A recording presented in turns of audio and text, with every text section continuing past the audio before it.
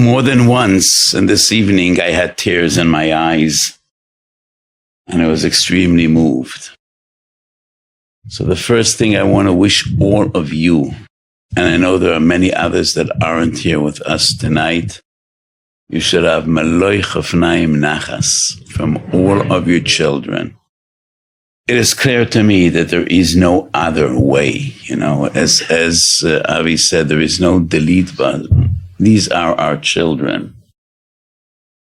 And of all the options we have, this is definitely not the best, but probably the only one. I learned a lot, not that the Mahalach is new to me. Avi sat in my house and we spoke about this at length. Who gave you the guidance to develop this? Is it the Ruach HaKodesh? So I was very moved more than once listening to you. And I think it is the koyach of ahava.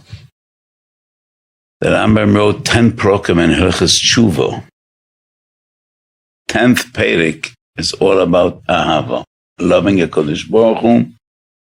Kodesh Baruch Hu's love to us. And Avo is the most powerful force in the world. It's the most powerful force between people. And this is Ahavo L'Eloi Meitzorim. Some of the parents said, we love our children because they're our children. And in Kabbalah, there's an expression, Ein tam ba'ahava. There is no reasoning. You love because you love.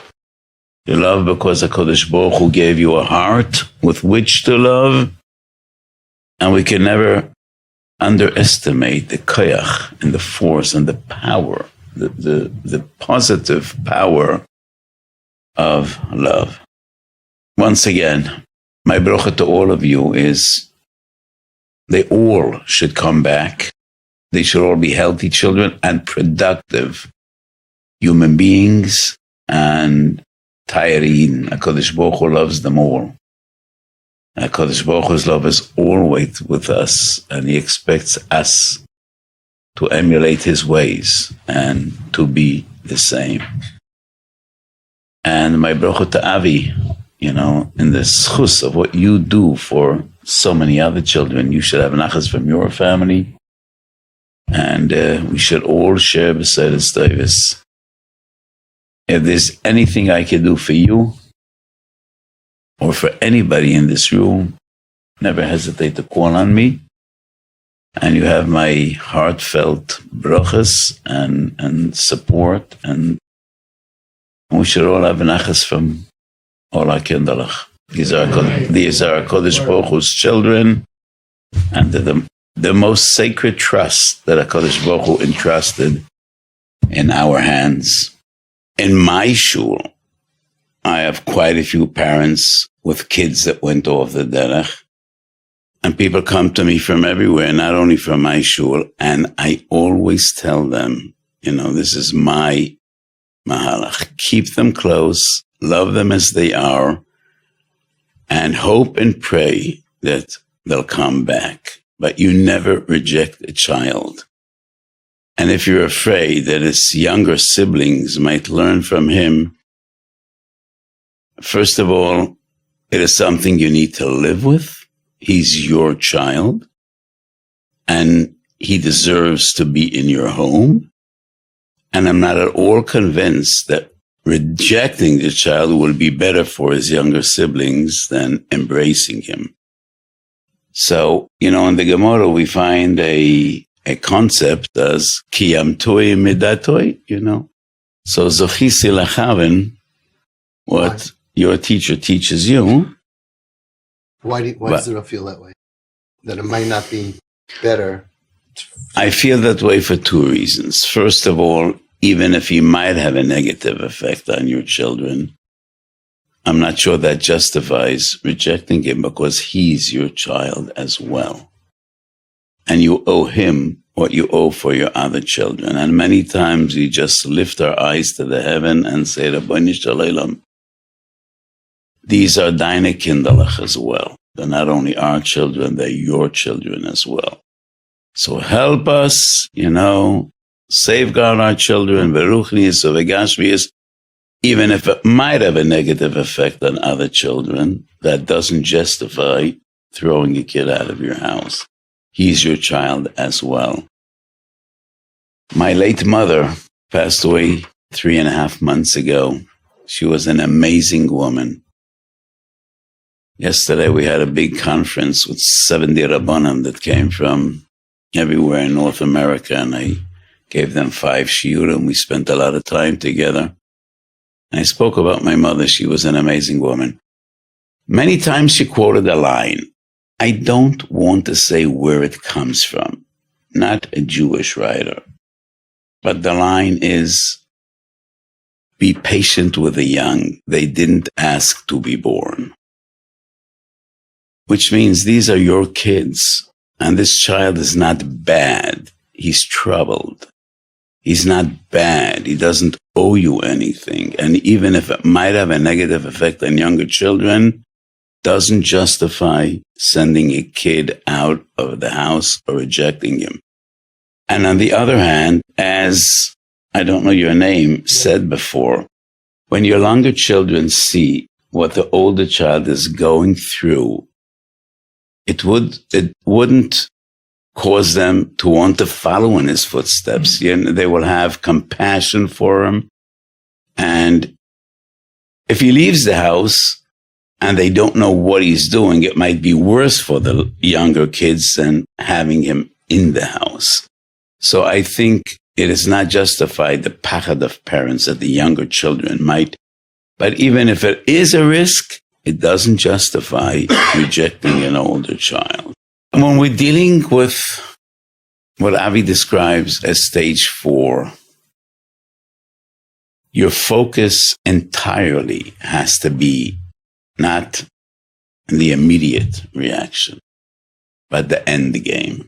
And when it is clear that this is the most viable approach, and it's the only approach, gives you a chance of success, then lifnei iver in the immediate stage is not relevant.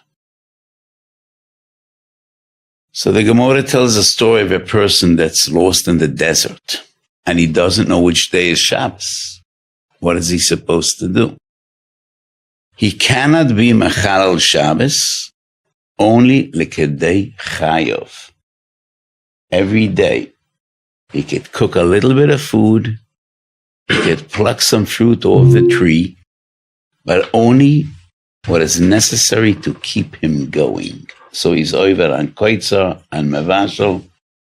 However, he doesn't need to be makpid on tchumin, and he goes every day as far as possible. And the Chassam Sofer explains, why is that? Because our ultimate goal is to bring him back home into the yishuv and get him out of the sakana. And therefore, regarding any other malacha, minimum, lekedei chayov. But we can't restrict the distance he goes because our goal is to get him out of the desert and get him home. And a Minchas Osher, Shalos Tshuvis, Chelik Beis, is a very substantial tshuva, not dealing directly with what we discuss here tonight. But I brought many, many sources that sometimes we are over bekume v'asei in an avera just to achieve in the same area the greater result and the greater good.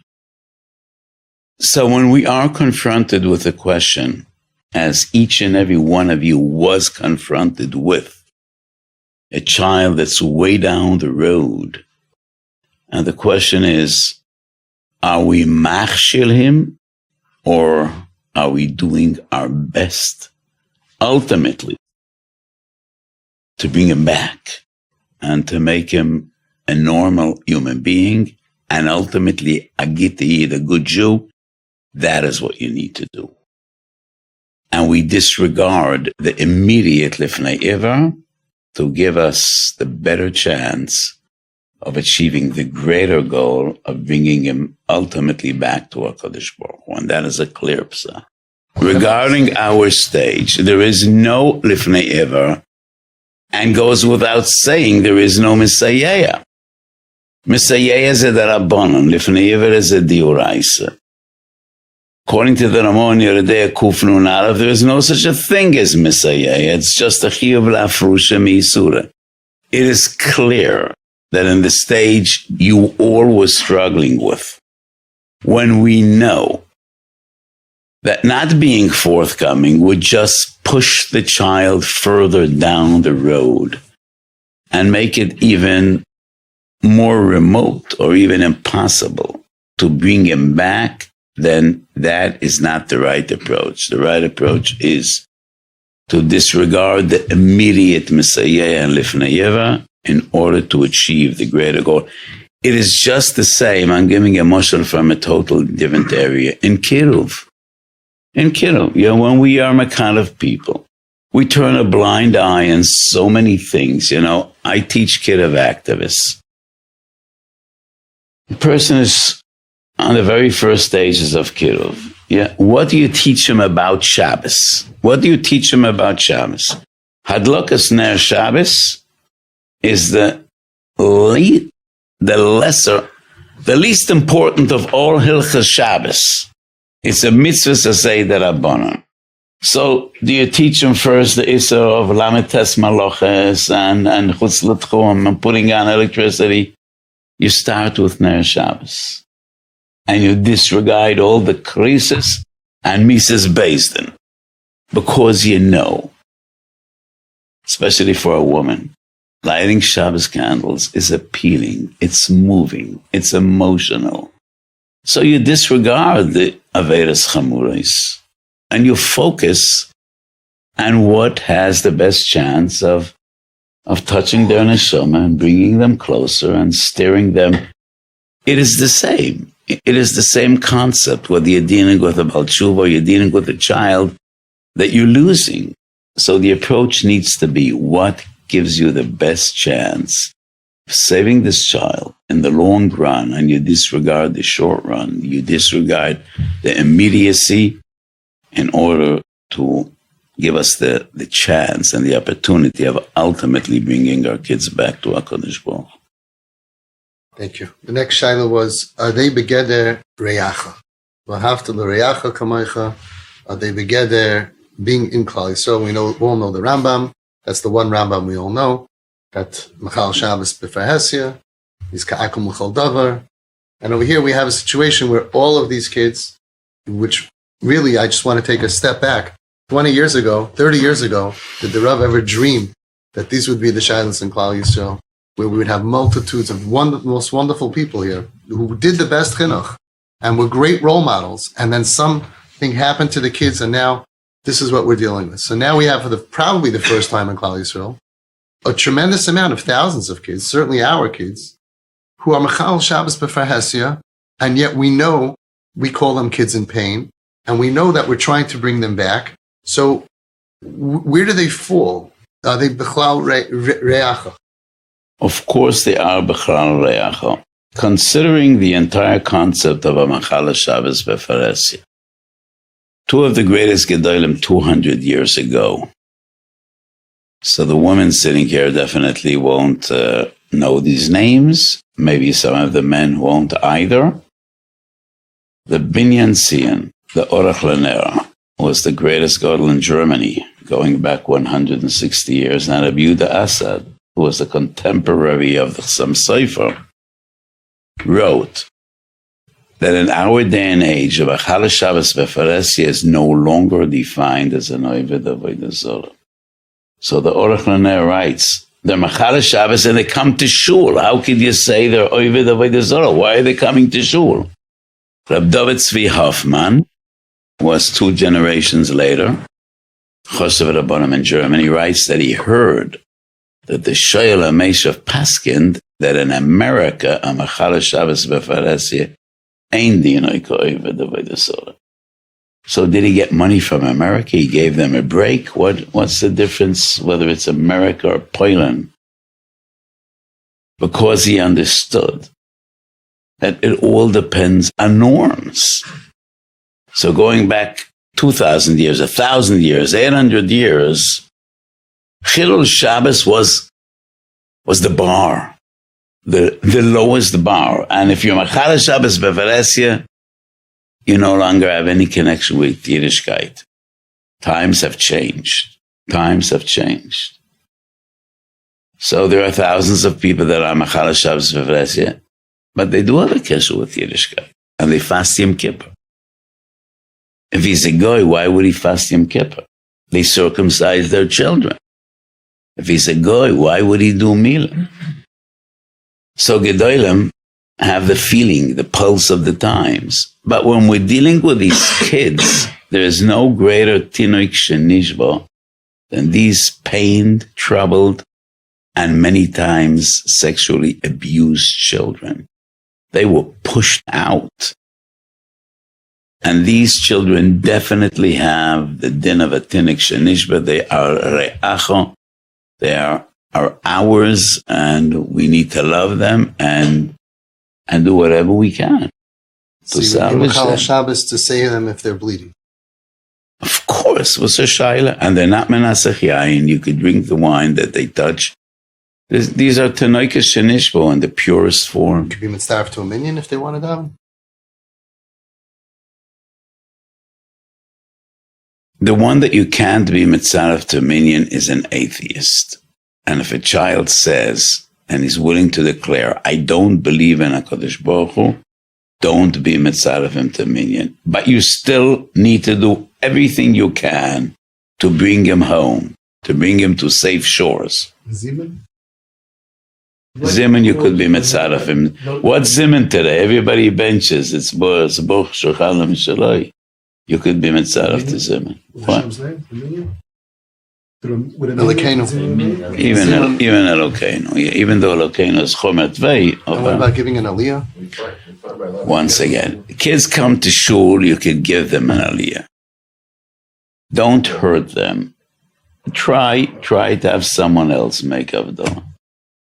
It's better your wife should make Havdalah than a kid that's Machal Shabbos to make Havdalah for. But don't make it obvious that you're... How do we know when we ended up in that matzav the kid is a tinik shenishba?